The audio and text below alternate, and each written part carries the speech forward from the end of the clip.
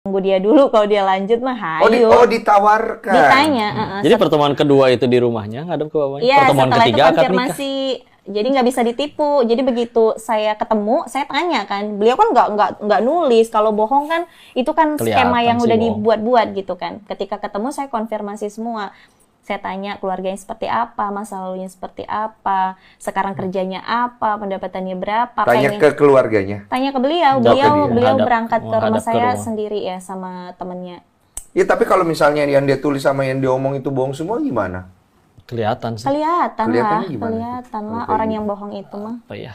Oh, dari Ketika interaksi akhirnya- ya? Interaksi juga Interaksi, kelihatan. lebih ke Orang- interaksi ya? Kepalsuan kelihatan lah. Iya. Gimana ya? Maksudnya ketika orang, oh saya rajin Quran, rajin apa, tapi misalkan mau Saya suruh nulis seperti baca apa. nggak bisa Oke. ya. Di situ Berarti tes diuji. baca. Iya, Oh, di nggak apa-apa, situ. itu boleh. Iya. Tes bacaan, Beliau tes juga. hafalannya seperti apa, hafalan Qurannya dan lain-lain. Kalau cintanya gimana? Di dalam Islam itu nikah itu dasarnya bukan cinta. Tapi Tadi tujuan yang sama. Tujuan yang sama. ibadah. Karena kalau misalkan cintanya didasarkan kepada sesuatu yang tidak abadi, tampannya atau hartanya yang semuanya titipan, Iya. maka ketika itu semua hilang, apakah pernikahannya juga harus berakhir? Iya setuju. Kan enggak. Iya. Sedangkan cinta itu sekedar bonus yang menarik. Waktu SMP kita sekelompok terus sama si dia juga bisa naksir kan? Apalagi sekarang udah tinggal seranjang terus gitu kan? Wah berarti gua sama Ciolis taruh tuh. Gak ada cinta kami dulu. Keren. Yang ada lebih nafsu. Kacau. Tunggu. ini hal menarik ya. Setelah akhirnya ketemu Bapak dan akhirnya ketiga menikah, akhirnya Tujuannya sama, tujuannya gitu. sama menikah, akhirnya cinta itu tumbuh.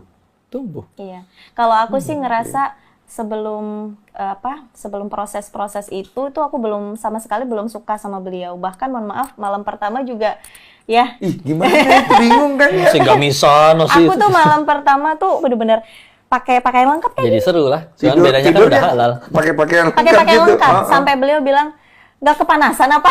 Dia tidur pakai gamis, Iya, lengkap iya. syar'i, kerudung. Iya. loh. Gugup sama gugup itu ya. Gugup. Tapi Akhirnya serunya tidak di terjadi situ. malam pertama. Apa terjadi? Ya itu urusan kalian lah ya. Ya jangan kita bahas terlalu jauh ya. Nanti tidak bagus ya. Tidak bagus. Iya. Oke, berarti cinta itu akhirnya tumbuh ya, berarti Tumbuh ya. sendiri. Ibarat karena nikah tuh akhirnya ketika dalam Islam kayak naik angkot, satu dari Jakarta, satu dari Bogor, sama-sama mau ke Bandung.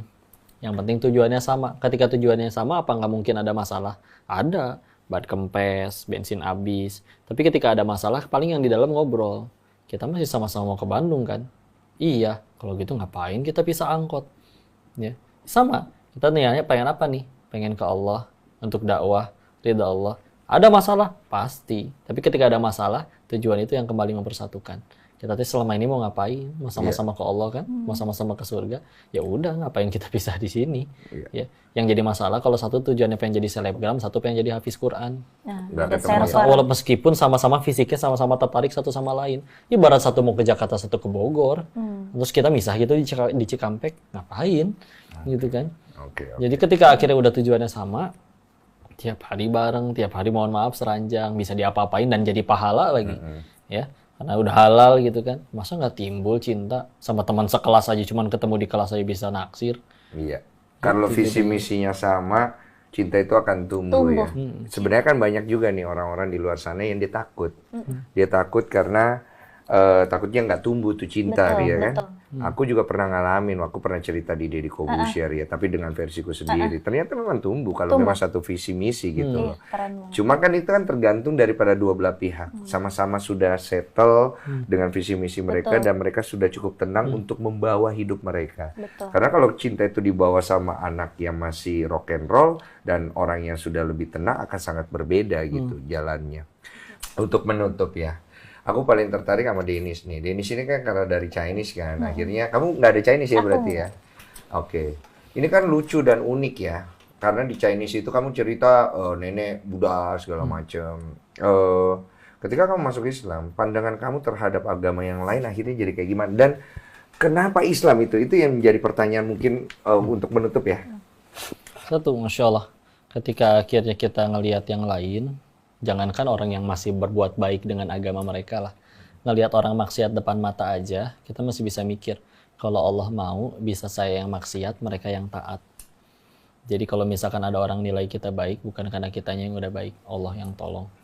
Ya, yang kita bisa ngaji, orang lain nggak bisa ngaji, karena misalkan mereka anak yatim, mesti nyari kerja. Kita mah bisa ngaji, orang tua ada biaya, kerjaan lebih enak. Nggak sejatinya manusianya nggak ada yang jago, adanya yang Allah yang tolong. Jadi pandangan ke agama lain, sama sekali nggak bisa ngerasa diri ini lebih benar, lebih dan lain-lain. Kalau Allah mau, bisa mereka yang dapat hidayah, jadi alim ulama, jadi orang soleh. Saya yang tersesat tanpa agama sendirian, maksiat terus-terusan. Jadi nggak ada hak untuk ngerasa diri ini lebih baik. Justru dengan kenal dengan mereka, kan dulu ke teman-teman sekolah Katolik banyak ya, teman-teman yang dari dunia sana juga.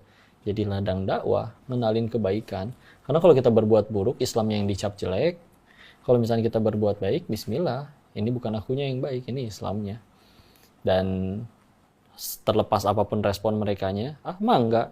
Kita nolongin orang dia berbuat jahat, nggak rugi. Kan dia yang zolim akan ada hukumannya. Tapi lihat kelakuannya nyebelin, meninggal nggak ditanya kelakuan dia, ditanya kelakuan masing-masing. Terus akhirnya udah bantuin dia malah ngejahatin, ya emang berbuat baik bukan supaya dia suka, biar Allah suka aja. Jadi ladang dakwah, ladang kebaikan. Agama lain insya Allah banyak juga yang orang baik, maka orang Islam juga harus lebih baik dengan yang katanya ngaku dia udah sholat dan lain-lain. Itu jadi kebaikan. Dan terakhir, apa tadi? Kenapa Islam akhirnya tadi. menjadi tempat berlabuhmu? Dia menjawab, karena Islam menjawab 3 pertanyaan tadi. Dari mana kita berasal, untuk apa diciptakan, dan setelah mati akan kemana. Dan itu sudah dibahas lengkap sih, oleh Ustadz Felix juga sudah, Dr. Zakir Naik sudah lengkap. Tapi emang tadi balik lagi, kenapa Islam? Sederhananya mah, saya tuh cuma pengen tenang lah, pengen bahagia, segala macem. Dan pernah mencoba pengen bahagia dengan segala apapun yang kata orang jadi bahagia. Harta udah, populer di sana, dan yang lain-lain. Tapi nggak bahagia. Tapi justru dengan cara Islam itu tadi, cara pandang terhadap masalahnya, makin kita lepas dari itu semua, makin tenang. Udah enak gitu sekarang, udah bener-bener nggak ada hilang duit mangga, ini mangga ya karena emang Allah suka weh udah. Ya. Jadi udah nggak ada yang ngegantung lagi, udah tinggal Bismillah Allah aja, dan itu lebih menenangkan, lebih enak, lebih memaksimalkan potensi manusia, baiknya jadi tanpa alasan, udah gitu juga berbuat baiknya jadi tanpa alasan, dan juga menjadi manusia yang bener-bener lepas dari perbudakan yang kata orang dikejar-kejar itu. Enak banget, nggak ada kegundahan lagi. Kamu menemukan nikmatnya ya, berarti di situ ya. Alhamdulillah. Saya ikut senang juga ya. Saya dengarnya juga jadi ikut tenang gitu. Iya. Karena saya juga ingin berterima kasih dengan apa yang kamu sampaikan tadi. Terima kasih sudah masuk di Islam, dan terima kasih sudah menjaga agama ayahku. Karena ayahku adalah seorang Islam, dan kalau boleh titip doa, namanya Haji Nasaruddin Chang bin Bandaro, dia orang Padang. Itu aja sih dari aku. Terakhir buat Teteh Yunda. Aduh, kaget. Sudah sebesar apa cintamu sama dia sekarang?